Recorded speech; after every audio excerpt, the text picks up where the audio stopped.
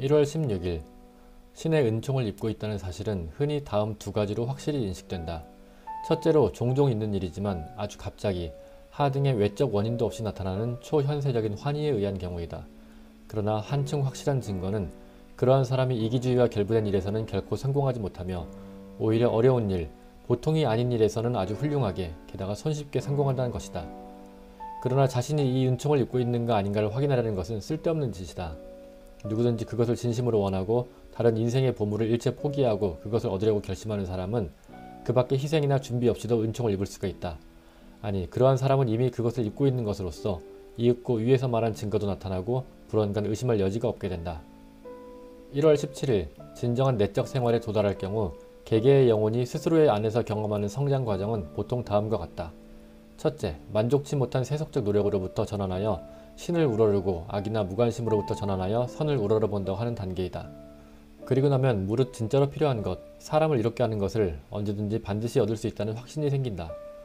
그와 같이 하여 마지막에 생기는 것은 영원한 내적 평안과 현세의 극복이다. 실제로 이 세상에는 어떤 복된 운명에 있더라도 불안과 근심밖에 존재하지 않는 것이다. 인생은 끊임없는 극복이나 아니면 굴복 둘 중에 하나다. 지상의 어느 누구에게도 그 밖의 길은 있을 수가 없다. 1월 18일 나쁜 독서는 좋지 못한 교제보다도 더 위험하다. 왜냐하면 현실의 인간은 상상의 산물과 같이 순수하고 완전한 악이나 오리뭉치이면서 겉으로만 아름다운 모습을 하고 있는 일은 결코 없기 때문이다.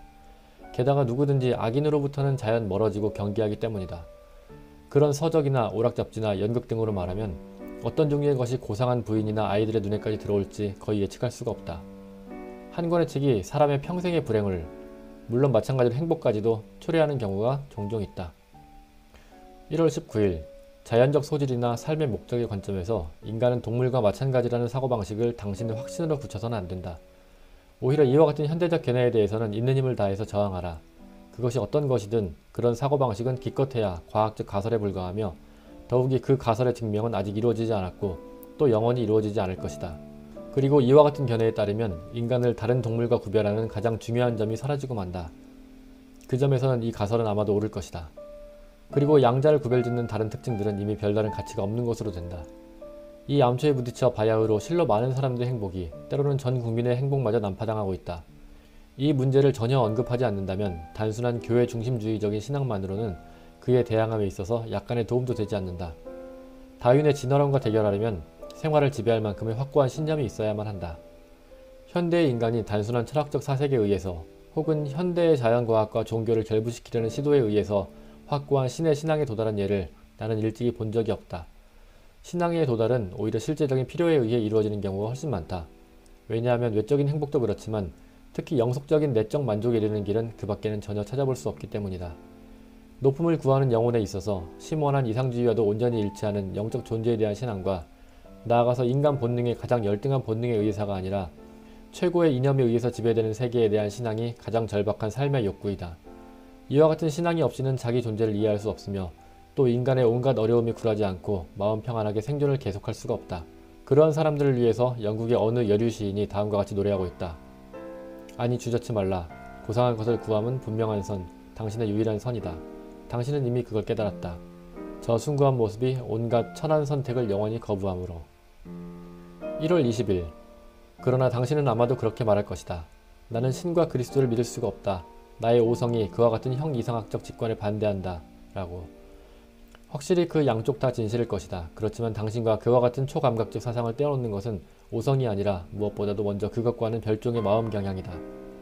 오성의 역할은 의지가 이미 결정한 것을 시인할 뿐이다. 반대의 경우에는 우리는 오성의 주저 따위는 언제든지 극복하고 나아갈 것이다. 그러므로 성서는 죄가 인간을 파멸시킨다고 말하고 있다.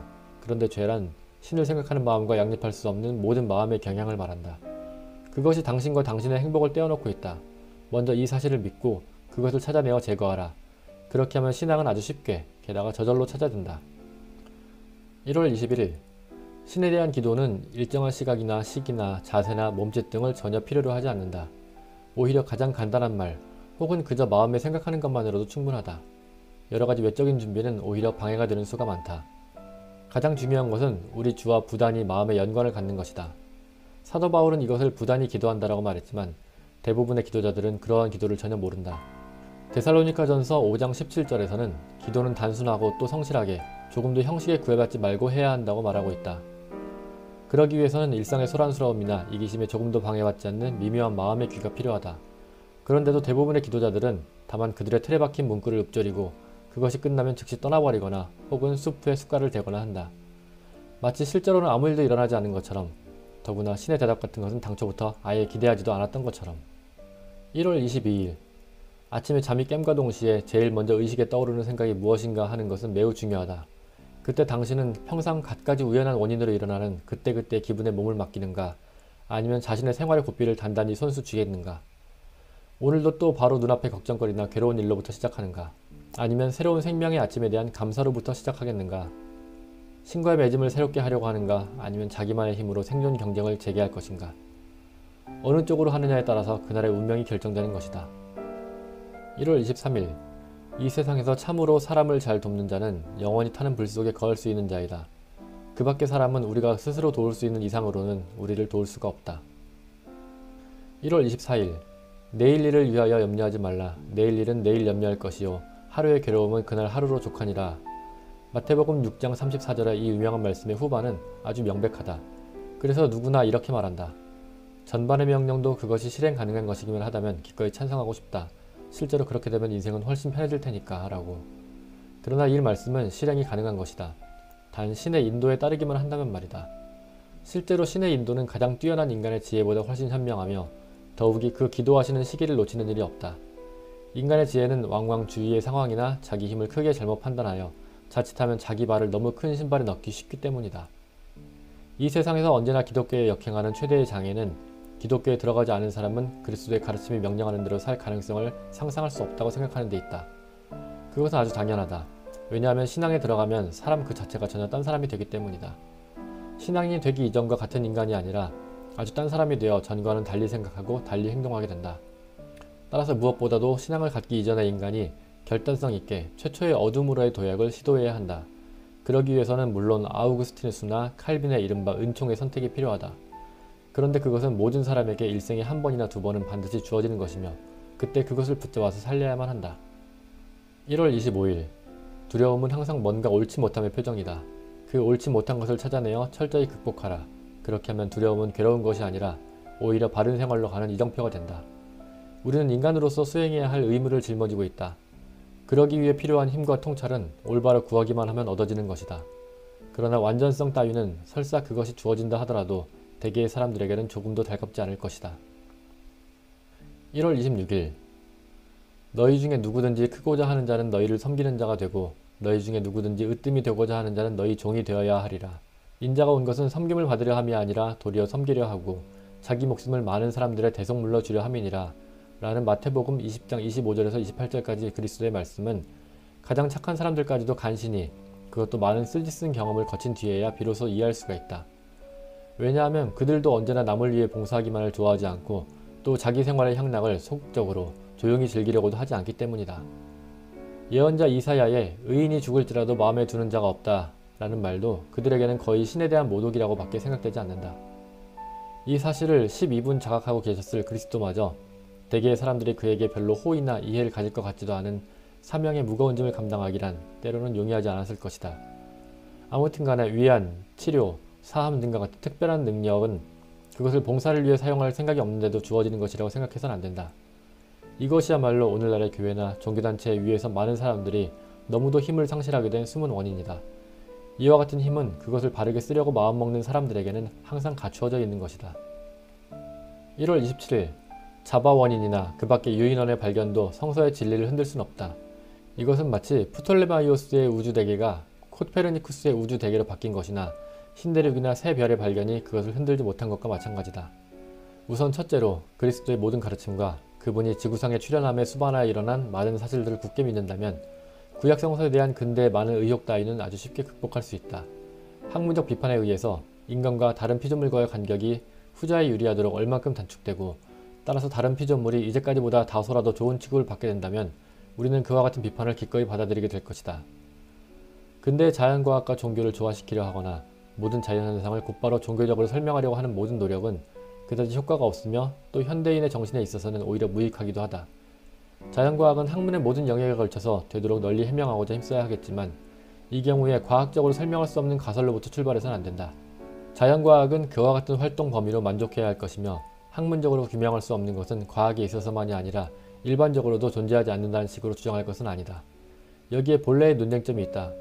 우리도 자연의 법칙을 믿는다. 그러나 이것은 법칙인과 달게 결코 우연히 혹은 저절로 이루어진 것은 아니며 자연을 창조하고 이것을 지배하는 영적 존재를 전제로 한다.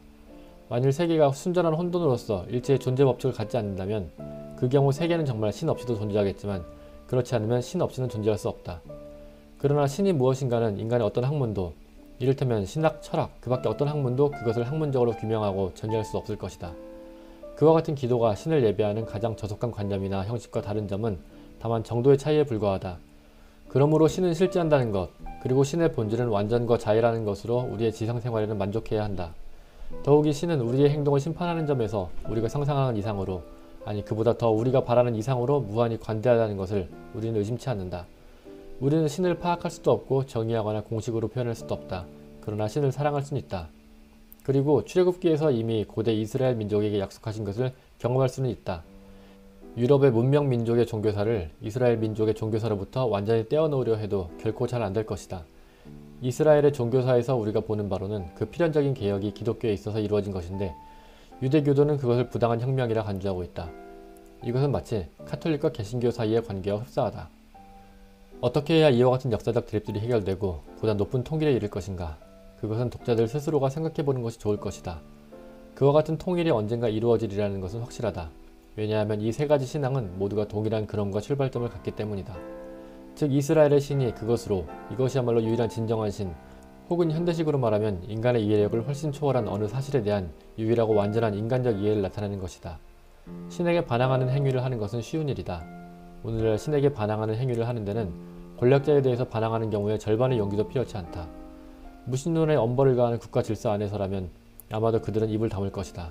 그러나 그들이 아무리 정밀하게 정의된 신의 관념에도 반대하는 어떠한 권리를 갖는다는 것은 상대적으로 승인하지 않을 수가 없다. 그와 같은 신의 개념은 언제나 너무도 협회한, 따라서 잘못된 것을 담고 있기 때문이다. 신 그 자체는 이제까지 인간이 생각해낸 어떤 신의 개념보다도 훨씬 더 위대한 것임에 틀림없다. 그러므로 현대에는 교의나 철학 등을 모조리 옆으로 밀어붙이고 우리의 아이들에게 단순히 역사적인 이스라엘의 신과 그리스도의 신을 믿도록 가르치는 편이 좋을 것이다. 이 신은 이미 실제적 사건들을 통하여 입증된 것으로 고대의 강력한 제왕도 이를 인정하지 않을 수 없어 스스로 명시했지만 오늘날도 역시 그와 똑같이 실감할 수 있는 것이다. 윤리적 세계 질서는 예나 지금이나 변함없이 자유의 지성에 입각한다. 그것은 선악을 다같이 행하여지는 대로 맡기고 그리고 선이 완전히 선일 경우에만 그것에 승리를 부여하며 한편으로 악은 악으로서 멸망시키고 즉 죽은 자로 하여금 죽은 자를 장사지내게 할 수 있는 것이다. 이러한 사실은 다만 그와 같은 위대한 신에게만 어울리는 것이며 또 이것은 이따금 자기들의 하루살이 철학이나 정치로 신의 하시는 일을 바꿀 수 있는 듯이 우쭐대는 소인들의 바보같은 행동에 대한 숭고한 풍자처럼 생각되기까지 한다.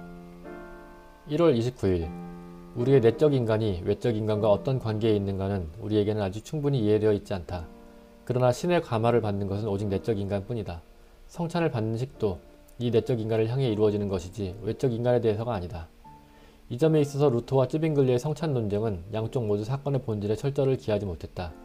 결국 루터의 주장이 옳았지만 그도 사태를 너무 지나치게 감각적으로 풀이했다. 성찬은 그 자체가 하나의 극히 현실적인 힘을 갖는 것으로서 단지 징표와 상징이나 과거 사건의 증인 따위는 아니다. 그것은 하나의 영적인 힘으로서 영적인 내적 인간에 행해지는 것이다. 그리스도의 성찬에 대한 말씀도 내적 인간의 겉으로 나타난 실체를 의미하는 것은 결코 아니었다. 외적 인간에 있어서는 떡과 포도주는 그것이 눈앞에 있는 그대로의 것이다. 그러나 내적 인간에 있어서는 그것은 그리스도의 영적 본성을 나누어주는 힘을 갖는 것이다. 성찬식은 그저 교회의 의식에 불과하며 본래 아무에게도 현실적인 도움을 주는 것은 아니다 라고 하는 현대의 너무 겉똑똑한 사고방식보다는 오히려 카톨릭의 또 루터의 견해에 따르는 편이 한층 진리에 접근할 수가 있다. 1월 30일 사랑이라는 것은 사람을 기만하기 쉬운 또는 적어도 상당히 실행하기 힘든 말이다. 인간에 대해서는 동정이, 신에 대해서는 신뢰와 감사가 올바른 감정이다. 모든 인간을 진정으로 사랑하고 싶다고 생각해도 그것은 여간해서 할 수 없는 일이며 다만 커다란 환멸과 마지막에는 염세주의에 빠질 뿐이다. 누구에게나 친절하고 누구에게나 동정하며 결코 증오나 공포나 노여움을 갖지 않는 것이라면 그것은 가능할 것이다. 평소 기독교적 사랑 운운하고 함부로 짓거리고 싶어하는 사람들 치고 오히려 그것을 못하는 일이 많다. 사랑이 없는 사람과 자꾸 사귀는 것은 영혼을 해치는 결과가 된다. 그러므로 부득이한 경우에는 차라리 교제를 줄이든가 아니면 그것을 아주 끊어야 한다. 동정심이 결여되어 있다는 것은 중대한 성격상의 특징이 된다. 그러한 특징을 발견했다면 그 사람을 조심하는 것이 좋다. 또 인간에 대한 지나친 사랑은 가장 피하기 어려운 함정이다. 1월 31일 우리는 이제 이 세상에 있어서 다음과 같은 행복을 알아야만 한다. 즉 어떤 상황에서나 또 누구나 모두 손에 넣을 수 있는 행복, 그리고 우리의 상황이 언제 어떻게 변하든 간에 항상 기쁨으로써 마음을 채워주는 그런 행복을 알아야 한다. 이와 같은 행복을 얻게 하는 것이 철학의 이상적인 임무일 것이다. 만일 그것이 안 된다면 어떠한 훌륭한 체계를 가졌건 간에 본래 철학 운운하는 것은 우리에게는 거의 도움이 되지 않는 것이다. 경험상으로 말하면 이와 같은 행복을 가져다 주는 것은 오직 신에 대한 신앙, 신의 곁에 가까이 있다는 실감, 그리고 유익한 일뿐이다. 적어도 나는 이것밖에 확실한 방법을 모른다. 또 내가 아는 바로는 이 외의 방법을 발견한 사람은 지금까지 아직 한 사람도 없다.